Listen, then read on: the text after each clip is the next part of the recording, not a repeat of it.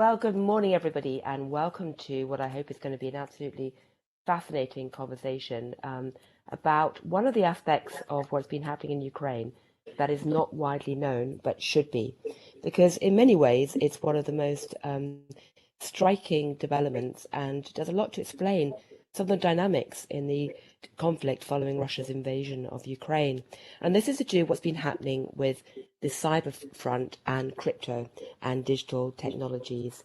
I'm joined by Alex Bornyakov, who is the Deputy Minister of Digital Transformation of Ukraine, along with Brittany Kaiser, who is a crypto luminary and one of the people at the forefront of the digital assets revolution, to talk about some of the developments in the Ukrainian situation. But I'd like to start off perhaps by asking Alex, who's talking to us from Kiev, can you tell us exactly what is the Ministry of Digital Transformation and what were you doing before the invasion and how has this played out into the events the last 2 months? Well, hi everybody, and let me. Yeah, this is a long journey that we have committed to in late 2019. So this was immediately after Zelensky won the president election. So he came up with a vision, a country in smartphone, like more likely government in smartphone. And for that purpose, Ministry of Digital Transformation was created. So this is relatively new ministry. It was created in the end of summer in 2019. I joined ministry in October, in October, and the whole concept of the vision was to turn those government services provided to citizens into something new, because before there was you have to physically come to some place and there was a lot of paperwork, bureaucracy. So the goal was to eliminate this bureaucracy and completely redefine all the government services, and this government and smartphone concept was introduced. So basically, the goal of the ministry was to move 100% of those services online and decrease the interaction between government officials, government authorities with the citizens. So you don't have to go anywhere, and you don't have to talk to people actually, and you can do everything from your phone or from your computer. But alongside with this vision, there was several other goals put to the ministry. One of them is to teach digital skills and increase digital literacy for millions of people. And another one was to cover 95% of Ukrainian people with their Ukrainian territory with high-speed broadband internet, and also to develop the IT industry so it could bring more than 10% in Ukrainian GDP from high technology services. And this is where I was and for that goal, to develop and grow the IT industry of Ukraine, I was personally in charge. So basically, Minister Mikhail Fedorov had his deputies, and each deputy was assigned for a specific goal. So right. You were responsible for one big, hairy goal, but ministry had those four goals, which I mentioned before.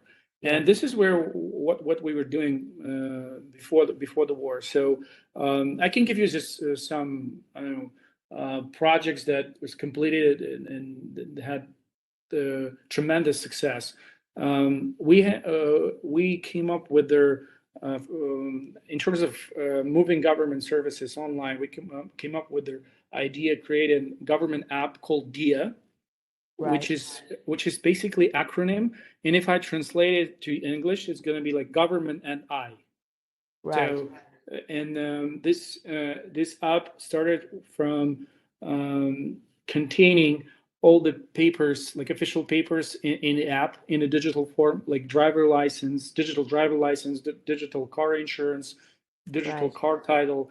And later on, we introduced I think we were first in the world who introduced digital passports in app. So Yeah, and this app was downloaded like 15 million by 15 million Ukrainians. So this was most popular app in App Store or Google Play. Also, like 4G standard in terms of communications was introduced to start to spread, and we even came to test 5G cell communication network test, and we also created a project like Dia Business, which was both small and medium enterprises to help them grow, to help them figure out their business and what they can do with government. There's another project called Dia Education, where we were teaching people digital skills and entrepreneurship skills, and this platform was used by almost 500,000 of people. So they helped like 500,000 people for in just 1.5 year. And those I can go on.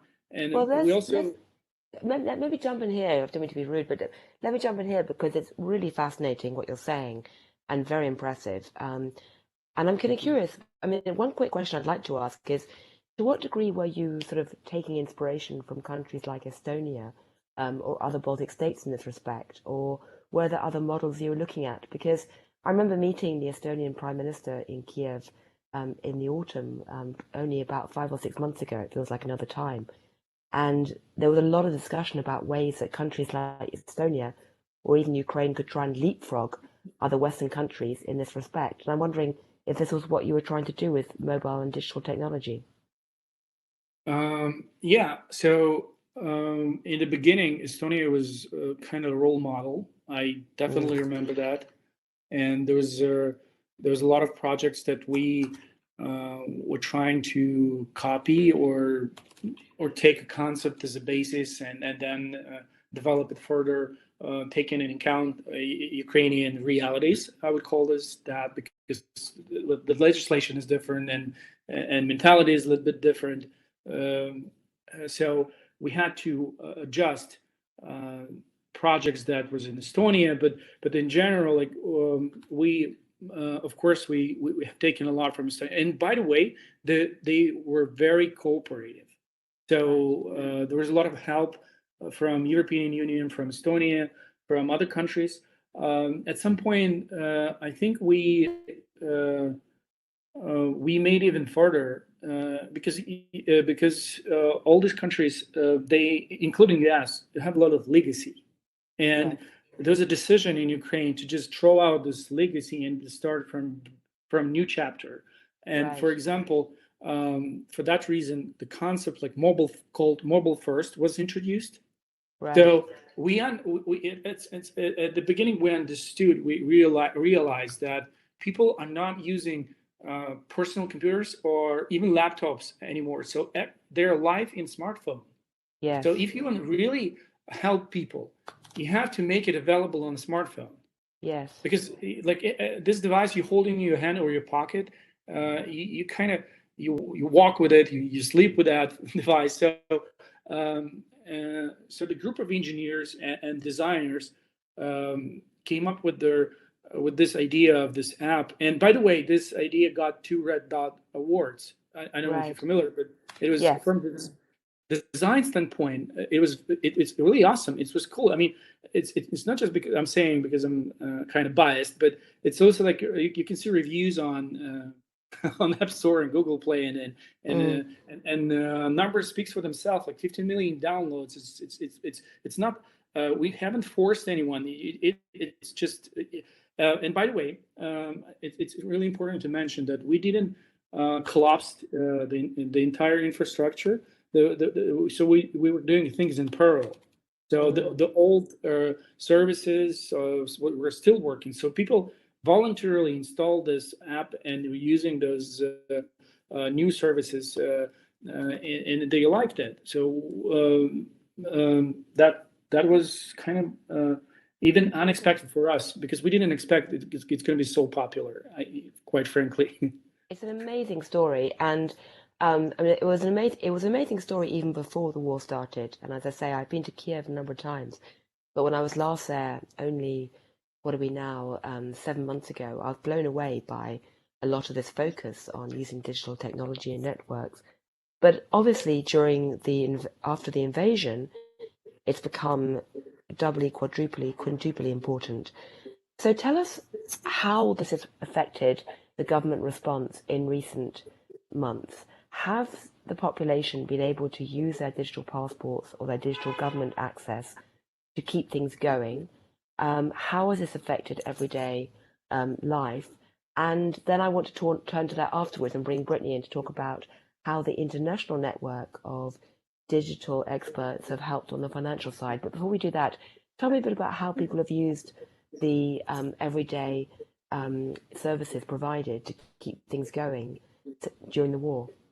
Yeah, sure. So, well, once we heard the worst, I mean, I personally heard this by my own ears because there was explosions in Kiev, and the war started with their huge advance from Russian forces from multiple points, and one of them was very close to Kiev. And if you're imagining a map of Ukraine, the Kiev kind of in the center, north center of Ukraine, and all their data centers and all the like infrastructure basically was in Kiev. They and during the first day of war, we had a complex task to So we assumed that they're gonna try to surround Kiev and Yes. shut it down. I mean, invade it and even change our government. So the majority of the databases and data centers were shut down, and and there was a huge effort of so many people to move those servers to the western part, and in the parallel, we had to very quickly finish a special law on the cloud services, because before the war, this law was developed was in progress for almost 2 years. So government data, according to the law before the war, um, uh, couldn't be stored, have been stored in cloud. Yes. And when the war started, the group of people in charge of this law like rapidly put this on priority and passed to the parliament. So now and started to migrate government data into a cloud. And during the first, you ask about like how it affected passport and stuff. So we evacuated a group of developers who immediately, because database was not accessible, but they kind of do the trick with, so they made this data static. So people who were fleeing in hurry, living there, like in some regions of Ukraine, war started so fast, so you barely were able to grab your family, some money, and just flee. So a lot of people just forgot their papers at home. So we updated DIA and made a static, like for all these people. We put this their sort of a copy of their personal data into this DIA app, so they were able to identify themselves on the border, and made a changes into legislation so they can cross with this document border. So this was done in just few days, because we realized that millions of people trying to flee, and this really helped. I know this helped hundred thousands of people. What we did in the first days of war, and of course, we also started to work on completely different tasks, rather than just supporting government services and develop, which I can talk later, but maybe I can turn this to Brittany right now. Yeah, Brittany, why don't you come in and tell us about what your network was doing? Because one of the things that's striking is because Ukraine had already this history of developing this innovation in digital space, and because so many companies had outsourced large quantities of activity to Ukraine in terms of digital development, there was a very large network of globally connected digital experts, weren't there? And you were connected to many of them, weren't you? Absolutely. I think what is so important about what has been going on with Ukraine and now the global crypto community is that this industry, the blockchain technology and crypto industry, really was built by Ukrainians more than anything else. So all of us in this industry owe so much of our business and our success and our friendships to our Ukrainian brothers and sisters. And I myself am Ukrainian by background, even though I grew up in America. And really, what we have been working on for so many years and building some of the most important projects in this industry is with the best developers in the world, which are coming from Ukraine. So many of the biggest networks and projects in the industry are based in Ukraine. And a lot of people knew that Ukraine was #1 in the world for crypto adoption. So at least 10% of the country was owning or using crypto in some kind of way, which is huge. Given that we've only started to see mass adoption in this past year, Ukraine was way ahead. So for the people in the industry starting to see something like the invasion of Ukraine happening, it was really easy for everyone to decide to come and support. And what happened in the first days of the invasion, my friends at Ukraine DAO had already founded that DAO. I think it was on the 21st of February. So on the 24th, when the invasion happened, we saw within a couple days, with the selling of an NFT of the Ukrainian flag, that $7 or $8 million was very quickly raised. And I was honored on the morning of February 26th to be asked to assist. I was told that the government had plans to fundraise in crypto, and what could we do to help. So we brought together a lot of our friends that were still on the ground in Ukraine. That the experts from Kuna Exchange, the first crypto exchange and crypto bank in Ukraine. Many of our friends that were cybersecurity experts in the crypto space that are still on the ground there, and helped to not only decentralize the keys so that all of these wallets that were going to be pushed out through social media were physically secure, but also digitally secure, because we expected a lot of threats to come in from Russian hackers and other groups. So being able to do that and make sure everything was secure, we then worked hand in hand with the government to push out a large-scale social media campaign, which not only said, help us protect our freedom and human rights and fight here, please, here's the wallet, but we started contacting the heads of a lot of the biggest crypto companies and networks to get everyone to support. And quickly we started to see tens of millions of dollars coming in, which, I know, Your Excellency, you've told me before that crypto funds were some really of the first humanitarian assistance funds that were able to reach the government. And now we've been able to scale that up all over the world, with donations coming in from absolutely everywhere, nearly every country on the planet, and even the government being able to release its own NFT collection in partnership with the Ministry of Digital and Ministry of Culture to help fund the reconstruction of cultural heritage sites that have been damaged during the war. So there's a lot going on, and we're all here to help and really to support our friends, our people, and the reason why we even have this industry in the first place.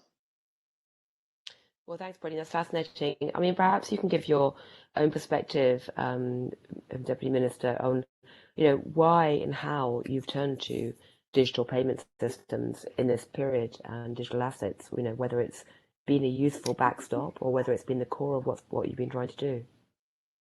Well, we were working on legislation of cryptocurrencies since 2020, and well, it was actually in one of the major tasks of mine when I joined the team, but we really started to work on this in early 2020.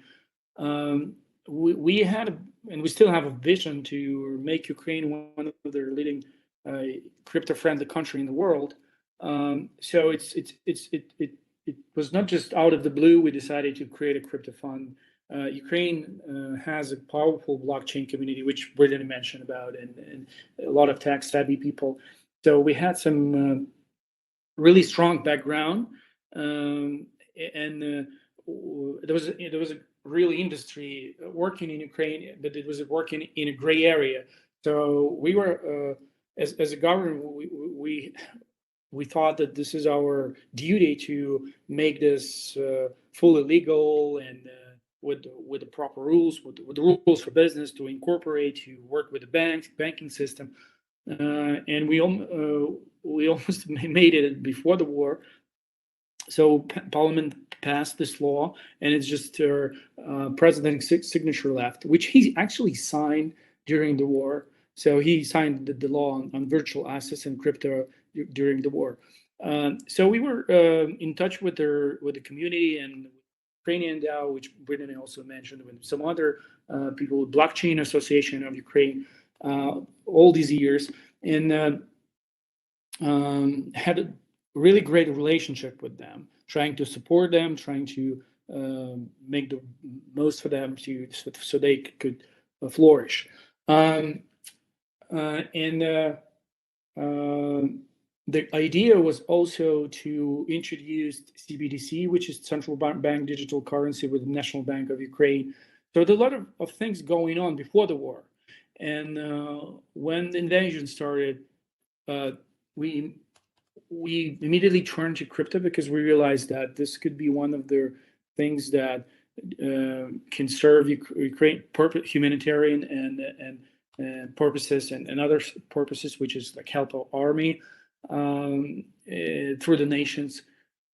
So this was, like the second day of the war, this idea, Mikhail Fedorov called me and said, like, listen, let's create this crypto fund and start making start getting donations, because we otherwise we won't be able to cover even basic needs, because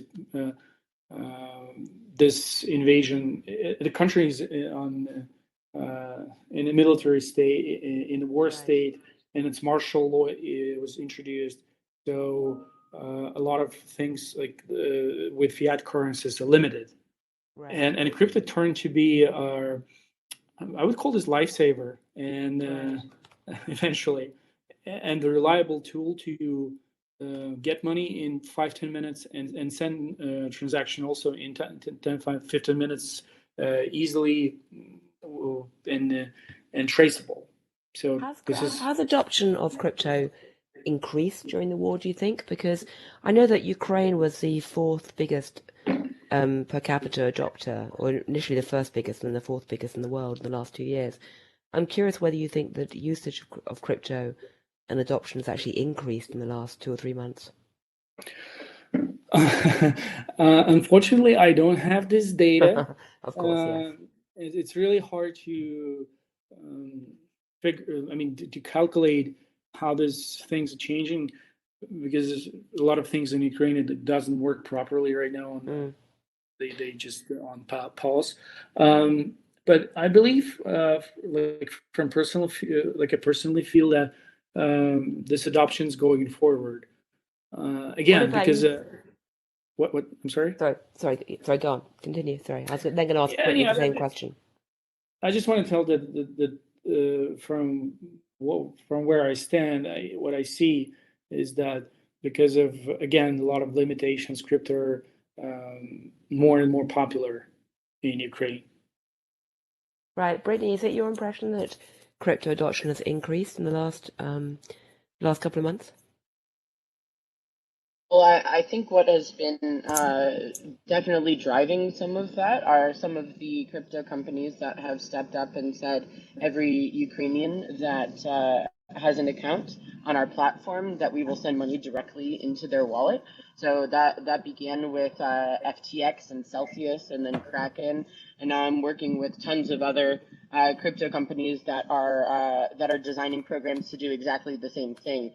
So what I'm really trying to do is get the word out to everyone from Ukraine that it's possible for them to get really, a universal income from multiple different sources, not just right now, but I see it really growing over the coming months, that we're making sure from an industry perspective that, we're doing everything we can to provide that type of monetary assistance, especially to people who are still vulnerable inside the country, and then also those who have had to become refugees during this crisis.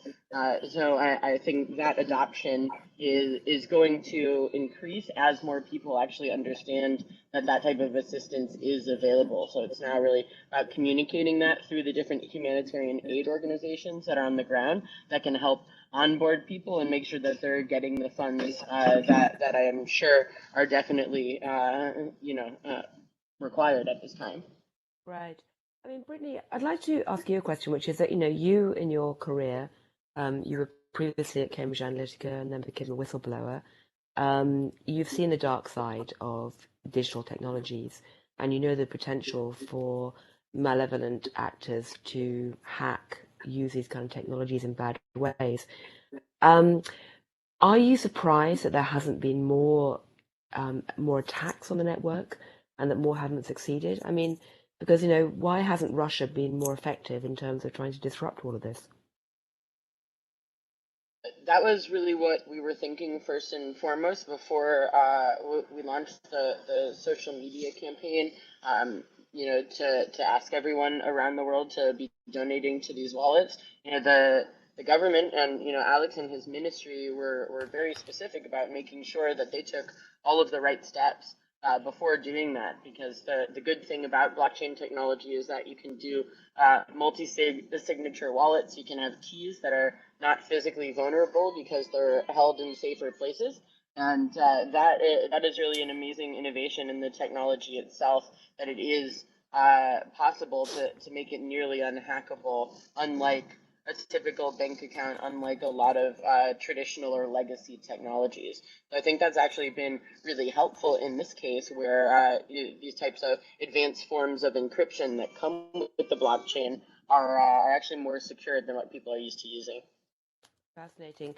Can I ask you, Deputy Minister, I mean, have you seen Russian attempts to hack the digital networks, be that in the financial sphere with crypto or elsewhere? And have they succeeded? And if not, why not? Oh, maybe I'll start here. Well, generally, activity of the hackers from the enemy side more than doubled. So I have recent data that just a couple of months ago there was like 200 attacks. Well, the thing is that they instantly were trying to disrupt our digital infrastructure. And when the war started, they more than doubled their efforts. And I know about more than 400 incidents registered, but they mostly minor. I don't know about, and there are no facts that they were. I don't know if they're trying to attack crypto wallets or funds, because again, and Brittany told about this. We use in the majority of crypto coins, we use multisig, and also we not just created wallets alone. We use crypto exchange Guna infrastructure, and they have this hot cold wallets and also multi-sig protection. So I don't think they could penetrate this. Right. It's interesting that you asked that, though, Gillian, because I actually, when the first tweet went out from the @Ukraine official government Twitter account, there were a lot of people questioning whether the Twitter account had been hacked, and that a hacker had put up their own wallets to collect cryptocurrencies, pretending was a humanitarian fundraiser, of course. And so, big luminaries like Vitalik Buterin, the co-founder of Ethereum, also questioned that and said, no one send your Ethereum to this wallet until it's been verified. So we had to get people on the phone to Dima Buterin, who is Vitalik's father, and say, no, this is verified. And then there were people calling Ukrainian embassies to verify it. And then when everyone realized that this is actually the real Ukrainian government wallet accounts, that's when all of the funds started flowing in. But it was a little bit of a process. Right, I can imagine. And can I ask, I mean, we haven't got a lot more time left, but I'm curious, I mean, how did you manage to keep the servers going? Did you just manage to move them all west? Did you take them out of the country? And how important was Elon Musk's, or how important is Elon Musk's donation of Starlink? Well, to the first question, yeah, there's a huge movement of data during the first 2 weeks of war, and yeah, indeed to the west, because there was a high probability that Kiev might be surrounded, and you can't imagine how close they were. I mean, this is a heroic act of people who live near the Kiev. They just were standing to overwhelming Russian forces because they were protecting their land, and this is I don't know how this is just incredible and fascinating what they did, and eventually they pull out from Kiev, but by that time, well, two things happened. First, this is really a part of the data was already in the western part in relatively safety, and other that I mentioned before, the law on cloud services were introduced. So one of the biggest government bank finished migration to the cloud. So you can destroy physically, even with the rockets, with the shelling, you can't destroy one of the critical part of infrastructure of Ukraine at this point. So Ukrainian people did a lot of work both on military field and on a digital front to kind of eliminate this risk. So basically, you both moved the physical servers west, and then you basically put everything up into the cloud and got the legal authorization for that. Yes, indeed. Right. Well, I mean, it's an astonishing story. So in that respect, so basically you're now safe. I mean, basically that everything now is in the cloud or it's on servers out of any danger. Yeah, exactly. And in terms of the Starlink role, I mean, Starlink, yeah. So, well, this is just amazing story how one tweet turned this conversation and we got Elon Musk attention, and today I know about more than it's going to be soon close to 15,000 units of Starlink in Ukraine, and they're serving hospitals. They're serving areas that suffered from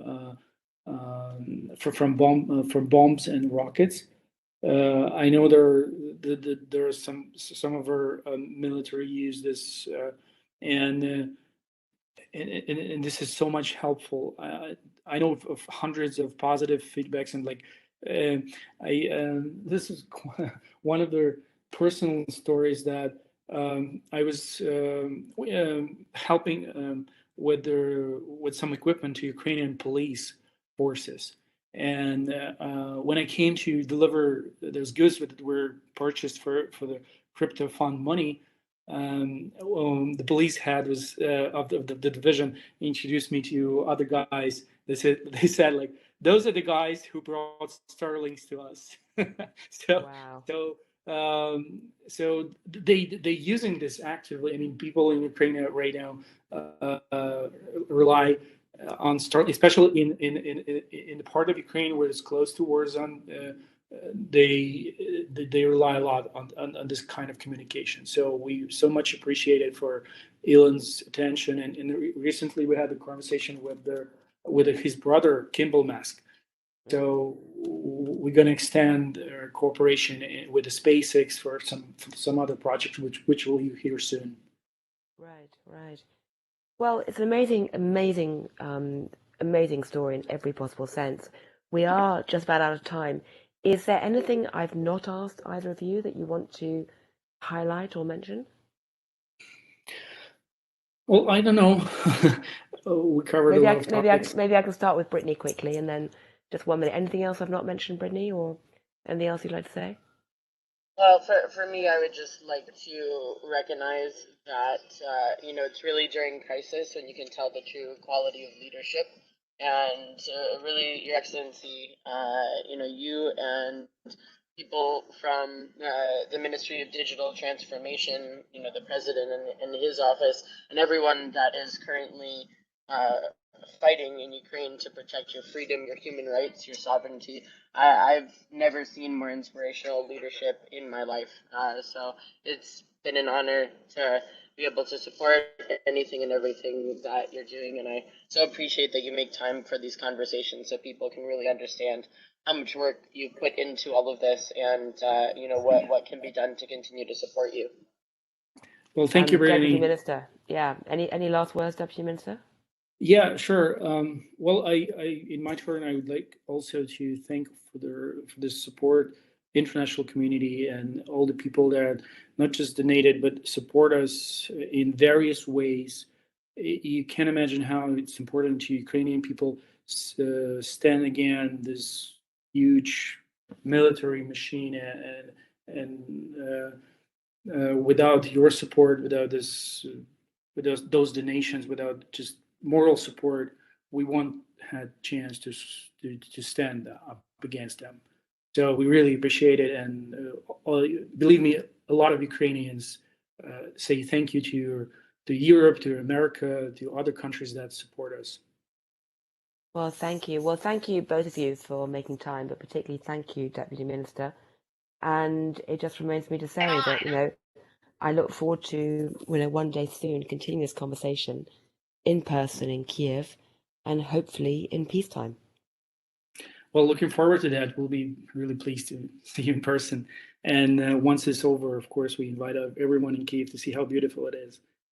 Well, I can say, having been there many times, it is beautiful, and I look forward to its, beauty being restored in every possible sense. So, thank you. Bye. Take care. Thank you, everyone.